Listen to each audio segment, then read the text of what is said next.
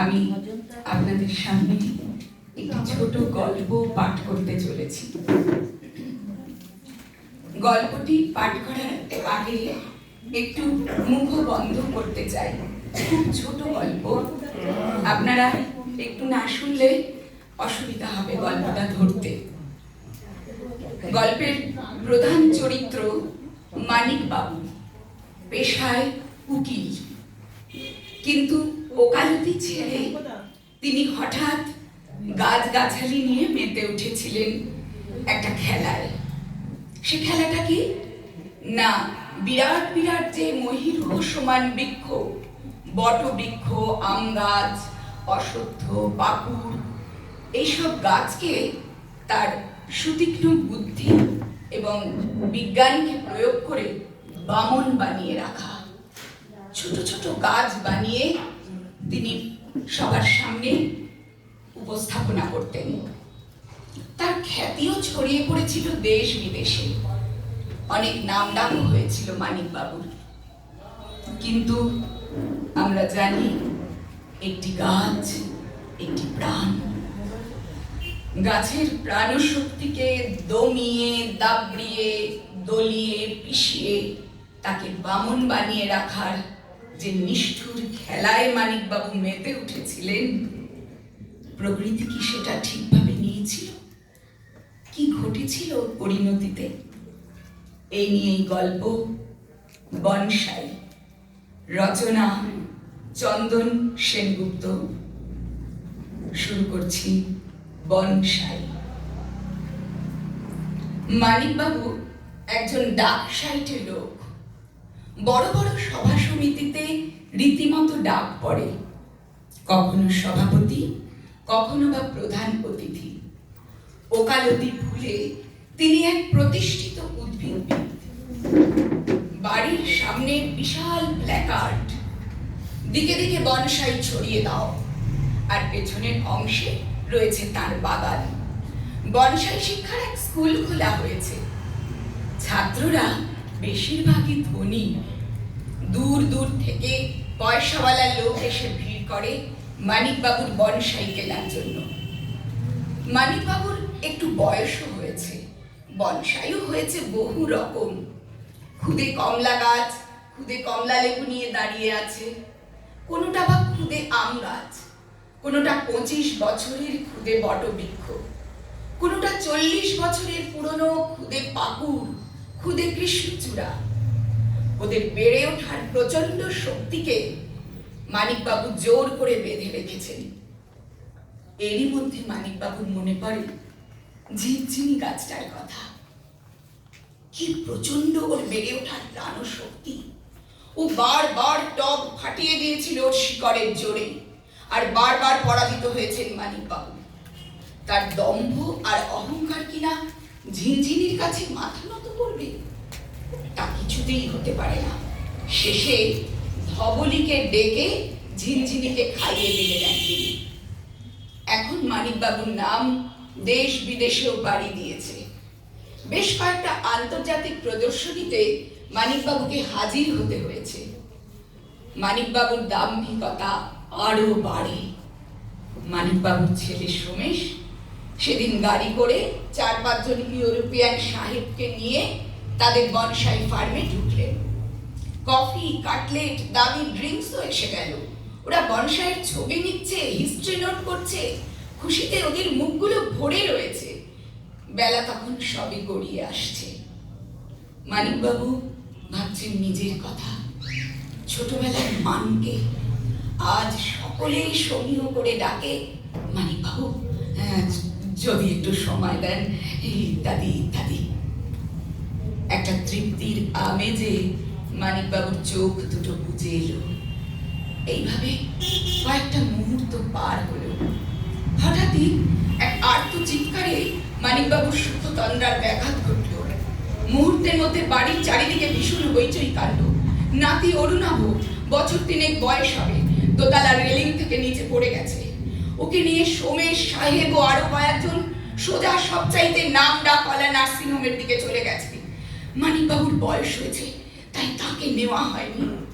রাত ধীরে ধীরে নেমে আসছে। কত বড় বাড়িটাও নিস্তব্ধ হয়ে এলো, শুধু মেয়েলি গলার কান্না। একজন নিজের স্ত্রী, অপরজন অরুণাভর মা। প্রচন্ড উদ্বেগের মধ্যে একটু একটু করে রাতটা আরো গভীর হয়ে উঠছে। প্রতিটা মুহূর্তের ভারী আনাগোনা বুঝিয়ে দিচ্ছে মানিকবাবুর পুরনো আমলের দেওয়াল ঘড়িটা। টক টক শব্দে ভারী পাথরের মতো অনন্তকাল যেন চেপে বসেছে মানিকবাবুর বুকের ভেতর। কি সংবাদ? এক বিরাট চাপা দমাঠানো অস্থিরতা। আরো কিছুটা সময় পার হয়ে গেল। ক্রমশ শ্বাসকষ্ট বোধ করছেন তিনি। মানিকবাবুর কোলে মানিকবাবুর প্রিয় কালো রঙের বিড়ালটা চুপ করে বসেছিল। হঠাৎ কেমন বিচ্ছিরি ভাবে ডেকে ওঠে। মানিকবাবু আঁতকে ওঠেন। আবার কিছুটা সময় টিক টিক করে ঘড়ির শব্দটা যেন আরো জোরে কানে বাজছে। টেবিলের উপর রাখা ফোনটা এবার ঝনঝন করে বেজে উঠল। টেলিফোনের আওয়াজে মানিকবাবুর বুকটা কেমন ফড়াস করে উঠল। ফোনটা আরো বার দুয়েক বাজার পর মানিকবাবু উঠে দাঁড়ান। একবার টাল খেয়ে পড়ে যাচ্ছিলেন। নিজেকে সামলে নিয়ে ফোনটা তুলে কানে দিলেন। নার্সিংহোম, ও প্রান্তের সোমেশের গলা। অরুণাভর প্রাণের বিপদ নেই, বড় বড় ডাক্তাররা এখানে ওকে দেখছেন। ব্যাস এইটুকুই। তারপর কট করে লাইনটা কেটে গেল। মানিকবাবু চিৎকার করে ডাকতে লাগলেন, ড্রাইভার ড্রাইভার। কোনো সারা শব্দ না পেয়ে নিজেই গায়ে কুর্তা চাপিয়ে পুরনো গাড়ির চাবিটা হাতে করে সিঁড়ি বেয়ে নেমে এলেন। তারপর সদর দরজা দুহাতে খুলে গাড়ি নিয়ে ছুটে চললেন নার্সিংহোমের দিকে। রাত প্রায় শেষ হয়ে এসেছে, আর একটা ভোর ফুটে উঠছে পৃথিবীর বুকে। নার্সিংহোমটা মানিকবাবুর বাড়ি থেকে খুব একটা দূরে নয়, কিন্তু আজ তার কাছে অনেকটা দূর মনে হচ্ছে। আরো জোরে ছুটে চলেছে মানিকবাবুর পুরনো আমলের অস্টিন গাড়ি। নার্সিংহোমে ঢুকে মানিকবাবু দেখতে পেলেন বড় ডাক্তারবাবুর পাশে সোমেশ আর কয়েকজন। চিৎকার করে ডাক্তারের হাতটা টেনে ধরলেন, জিজ্ঞাসা করলেন নাতি অরুণাভর কথা। ডাক্তারবাবু কিছুক্ষণ চুপ করে থেকে বললেন, প্রাণের সংশয় নেই, ওটা কেটে গেছে, কিন্তু ব্রেন আর স্পাইনাল কর্ডের এমন জায়গায় বিচ্ছিরি রকম আঘাত লেগেছে যেটা সাধারণত লাগার কথা নয়। এজন্য ওর শারীরিক বৃদ্ধি নাও ঘটতে পারে, বছর কয়েক ওয়াচে রাখতে হবে। মানিকবাবুর চোখের সামনে ভাসতে লাগলো তার ফার্মের খুদে গাছগুলো, যারা বামন হয়ে বেঁচে আছে। ধীরে ধীরে ওরা যেন ওদের বিশাল ডালপালা মেলে আকাশ ছোঁয়া তরুরাজের আকার ধারণ করেছে। ছোট ছোট টবগুলোকে ভেঙে চুরমার করে ফেলেছে। কোনোটা বটবৃক্ষ, তার প্রকাণ্ড ডালপালা থেকে মোটা মোটা অসংখ্য ঝুড়ি নেমে এসেছে মাটি অবধি। কোনোটা অসত্য, পাকুড়, শিরীষ, মেহগনি। আকাশ ছাড়িয়ে ঢেকে দিয়েছে বিশাল আকাশটা। হাওয়ায় ওদের ডাল পাতাগুলো দুলছে, পাতায় পাতায় লেগে শব্দ হচ্ছে। কি তার মোহী রূপ! তাতে অসংখ্য পাখির ঝাঁক, বিচিত্র তাদের গড়ন, বিচিত্র কলতান। এ গাছ থেকে ও গাছে মহা আনন্দে দোল খাচ্ছে তারা। মানিকবাবুর মনে হলো, এ কি বিশ্বরূপ! হঠাৎ বুকের বাঁ দিকটায় তীব্র ব্যথা অনুভব করলেন। ফিকে হয়ে আসা অন্ধকারটা আবার গাঢ় হয়ে উঠতে লাগলো মানিকবাবুর চোখে। কি যেন বলতে চান মানিকবাবু। সকলে ঝুঁকে পড়ে মানিকবাবুর মুখের কাছে। একটাই শব্দ মানিকবাবুর মুখ থেকে বেরিয়ে আসে, বনসাই।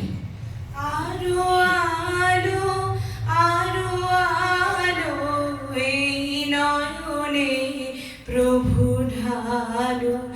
আলো আলো আলো আলো এই নয়নে প্রভু ঢালো। সুরে সুরে বাঁশি পুরে তুমি আরো আরো আরো দাও তাল।